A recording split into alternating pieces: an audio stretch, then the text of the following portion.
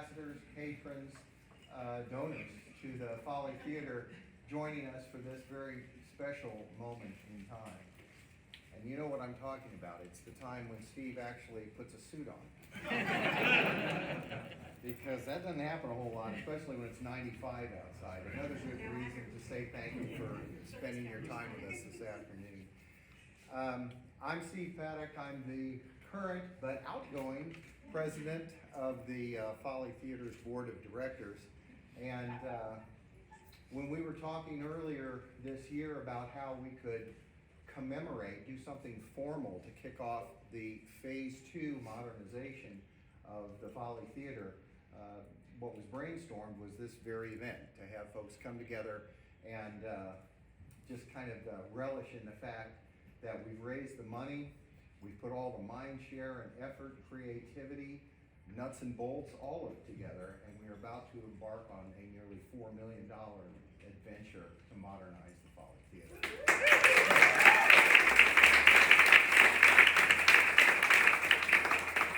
So I have an hour and a half of prepared notes, which I'll try to excerpt a little bit, but what I was asked to do was to talk a little bit about the history and the background of the theater, which is something that I've come to sort of retrospectively. In other words, I grew up in Kansas City. I grew up around the Folly Theater. I knew what a mess it was back in the 70s, and I knew what a great place it was to see jazz in the 90s and 2000s and so on. But it wasn't until I joined this board that I really sunk my teeth into the story of the Folly Theater. So let's go there together for a little bit. The heart of Kansas City's entertainment district in the Prohibition and Depression years was 12th Street, from Pennsylvania to the Paseo and beyond. Block after block of nightclubs, restaurants, and shops catered to a booming downtown population. Young and old, black and white, gay and straight, all were welcome on 12th Street, and the Folly Theater was right in the middle of it all. I'll go to this page. The Folly Theater traces its roots to the early 20th century, when 12th Street was the entertainment capital of Kansas City. When the sun went down, the lights came on, and the people came out for food, drinks, music, theater, dancing, defining the city's nightlife. So just imagine that for a moment. No Barney Alice Plaza across the street, but clubs and restaurants and dives and lots of live music. As vaudeville declined in the 20s, the Schubert Theater moved into what had been the Standard originally and then the Century Theater on this site. It was remodeled in the 20s and started presenting legitimate theater. Touring road shows and local repertory troupes performed comedies, dramas, tragedies, and farce, everything from William Shakespeare to Eugene O'Neill. Notable performers in the theater's early years included the Marx Brothers, Humphrey Bogart, Shirley Booth, Jack Dempsey, Jack Johnson, boxing in here, and Gypsy Rose Lee. Not exactly boxy. Before there was a country club plaza, a Westport bar scene, a power and light district, or the Crossroads resurgence, 12th Street was the red hot spot in this town. It's where Basie and Ellington, Bird and Billy, and so many other jazz and blues artists of the times guaranteed their tour stops. And in the center of it all was the Folly Theater. Shakespearean plays, frolicking vaudeville. It was the must-see burlesque destination for soldiers and sailors who passed through Kansas City's Union Station as they traveled across the country through the war years. My mom told me a story about how when she was a young teenager, the soldiers would come through on the trains and they'd have maybe a few hours to work with, maybe overnight to work with. They would all trek from Union Station up to 12th Street and presumably to the Folly Theater to catch a show, to get a meal, and to do other stuff. It's really great. Then in the early 70s, the city planned to tear down the theater and build a parking lot in its place. Joan Kent Dillon, for whom our second floor lounge is named, and William Doremus III led a campaign to save the theater from the wrecking ball, and got it added to the National Register of Historic Places. And this is that document that confirms that this is a very special place, not just in local history, but in the history of the United States, your Folly Theater. It took 7 years and nearly $4.5 million to renovate and restore the theater, and it finally reopened in November of 1981. Believe it or not, that was nearly 41 years ago. It's over 40 years ago. Since that time, we've had one major renovation to the theater that I can think of, and it's right over here where we redid the west lobby and the whole patrons lounge upstairs, and a number of other fixes and additions to the theater as well. But as grand as phase 1 was, it pales in comparison to what we're doing here on phase 2. I'm so delighted to have you all here today to hear more about it and to share in the groundbreaking. I'd like to introduce Pete Brown, a fellow board member, to kind of walk you through some of the things that we're going to do. Pete?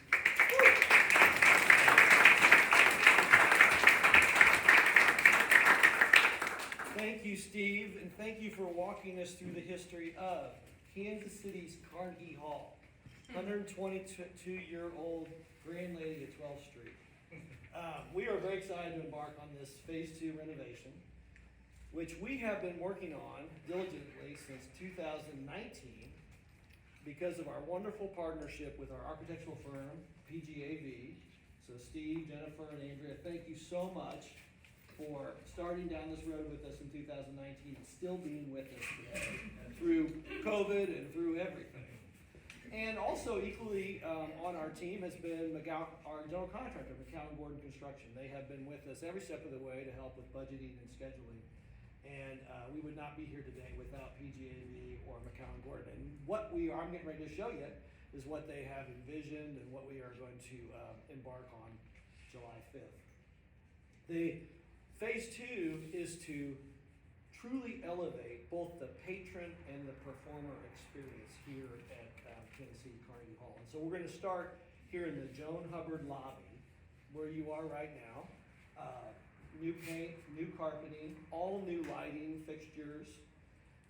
In the west half of the Joan Hubbard lobby will be new digital signage, and this you can see here, new digital signage behind the bar, which will have wonderful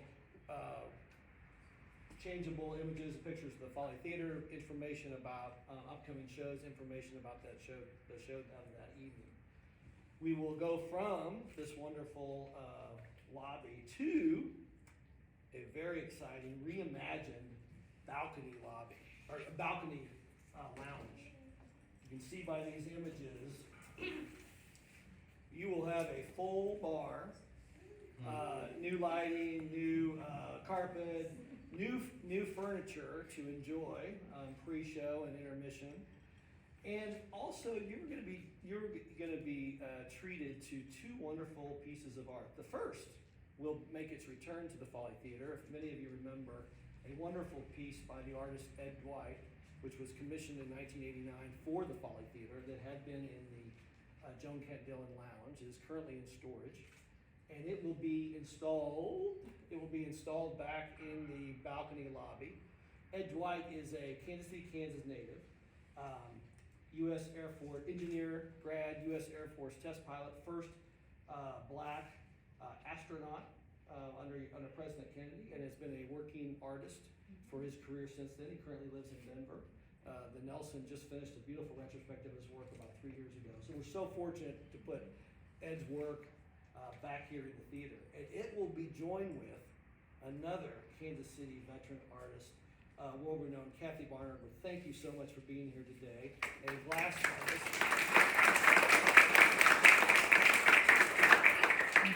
Kathy is in the process of designing a large format stained glass installation, which will harken back and pay homage to Lewis Curtis, who is the architect who designed this building. So very excited to have Kathy's artwork on the balcony lounge, Ed Dwight's artwork, and that will also complement the vent murals, which you see behind us, which were a wonderful donation from the Richard J. Stone Foundation. So, after you're done in the balcony lobby, oh no, Brian, don't then, go ahead, Matthew. Then remember that we're all here to enjoy the world-class performers that you've seen on the stage of the Folly since 1981. Well, they are going to now have back of the house new furniture, new lighting, new dressing rooms. All the backstage areas will be all renovated. Now that area has not been renovated since the 1981 renovation. So very exciting to have all new amenities for our performers. We will also have, don't touch me. We will also have also a big round of technology upgrades.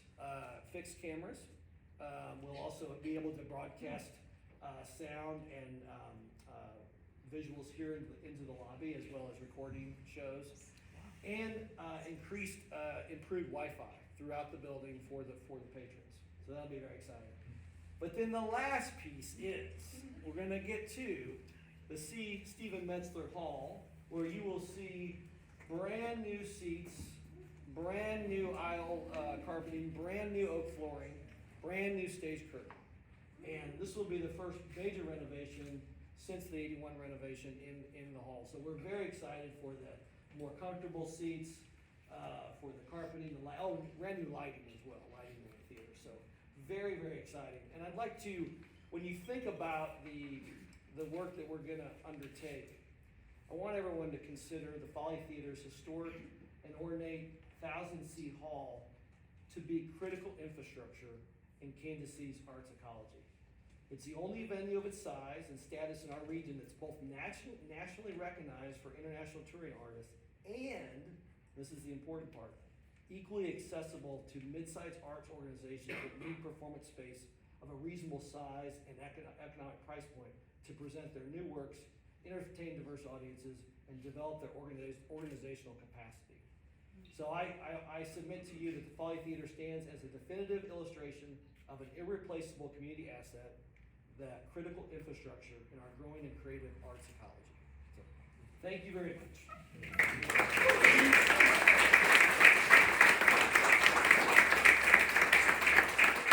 Friends, I have a few thank yous that I want to make. This $4.2 million renovation project would not be possible without the very generous support from literally hundreds of individual donors, businesses, foundations, and government agencies who have believed in our vision for the future of this theater. And we are so grateful for the support of every one of those donors and the gifts that they have provided. But in particular, I want to call out and especially thank 8 foundations that have been tremendous leaders in the support of this project. This project could not have happened without the support of the Sunderland Foundation, the Hall Family Foundation, the 11th Street Corridor Neighborhood Improvement TIF Fund of the Kansas City Economic Development Corporation, the B.B. and Crosby Kemper Foundation for the Arts, UMB Bank Trustee, the William T. Kemper Foundation, Commerce Bank Trustee, the Richard J. Stern Foundation for the Arts, Commerce Bank Trustee, the Marion and Henry Block Family Foundation, and the Miller Nichols Charitable Foundation. Please join me in thanking them for their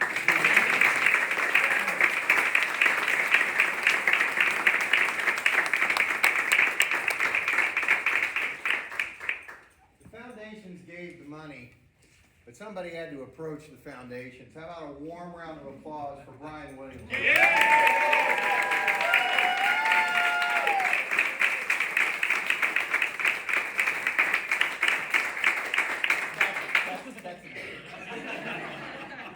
Because Brian did not act alone. He has had tremendous support from staff and board members, major patrons and ambassadors to this theater in reaching out to the most influential and important foundation partners that we could have hoped for. So I'd like to give just general recognition to the Folly Board of Directors for the last couple of years.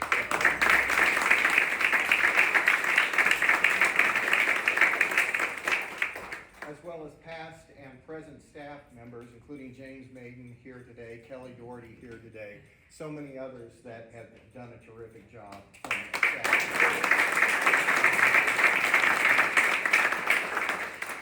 And then perhaps most significantly, I'd like to give special recognition to our former executive director.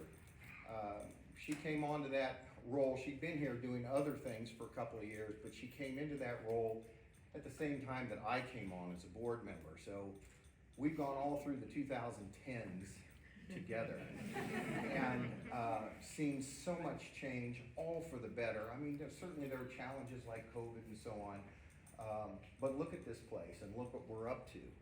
And it's all on the shoulders of the vision of our former executive director. I'd like to present and ask for your applause for Gail Tallis.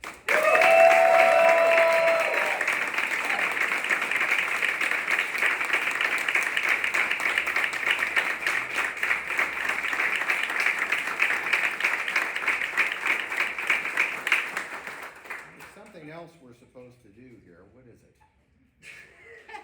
Oh, it's the closing remarks. So without further ado, I'd like to present the fellow who passed muster to become our new executive director. It was a really hard selection because we were looking for someone who had far-ranging vision, who had really seen the world, and that's why we selected the fellow who worked across the parking lot.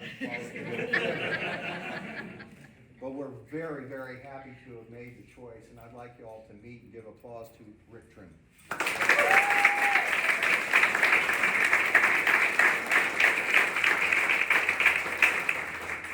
Well, first of all, thank you all for coming today. We greatly appreciate your support and your sharing in this exciting day with us. Thank you so much. As Steve said, I joined the organization in January. I'm almost up to 5 whole months. It's very exciting. And I have known Gail for a long time, and I knew I had big shoes to fill. And so I was extremely excited when I was offered the position, but also incredibly terrified. Because the Folly Theater is a cultural institution of Kansas City. It is part of Kansas City's DNA. Important to me, I performed here in the 1990s with an organization called Civic Opera Theater, and I still remember when Linda Audie-Brand said to me, "Hey, do you want to do the Mikado? I think you'd be great." And I said, "Linda, I can't fill the Folly. I mean, it's the Folly Theater. I'm an actor who sings. I'm not a singer." And she said, "Don't worry, it'll be fine." And I thought, okay, terrified. Stood out on that stage for the very first time, and this, I have said it before, this theater is one of the most incredible scene partners, artistic partners, any actor, any singer could wish for. It is so warm, so welcoming. The acoustics are unparalleled. It shocks me to this day that people in the 1890s knew how to build a hall that could be filled with the human voice, and yet this hall does that. So it was an important part of my life. So then to be asked to join the staff, again, thrilled but terrified. And 5 months later, I remain terrified. But only because there is so much to live up to. I am so excited about our future. Shortly after I got here, I was very fortunate to have an exchange with Wanong Tran, who is our incoming president. We asked her to write a letter for the front of our jazz programs. And she put it so eloquently, and I'm going to butcher her words, but she put it so eloquently that one of the important things that we do here is give expression to what it means to be an American, to share life experiences from all the communities that represent Kansas City. And it was very profound to me to think about it in those respects. And so I am so pleased to be part of that fabric, part of that tapestry of Kansas City culture, in partnership with our various arts partners, between the Friends of Chamber Music and Harriman Jewel and the Heartland Men's Chorus. We are very fortunate to have a rich artistic experience in this whole community and also in this building. And so thank you so much for all that you do to push that forward, and I am excited to see what the next 41 years will bring us. And so now, we will bring the renderings down, set them around. We have cookies and beverages, so please enjoy, and thank you again for being here.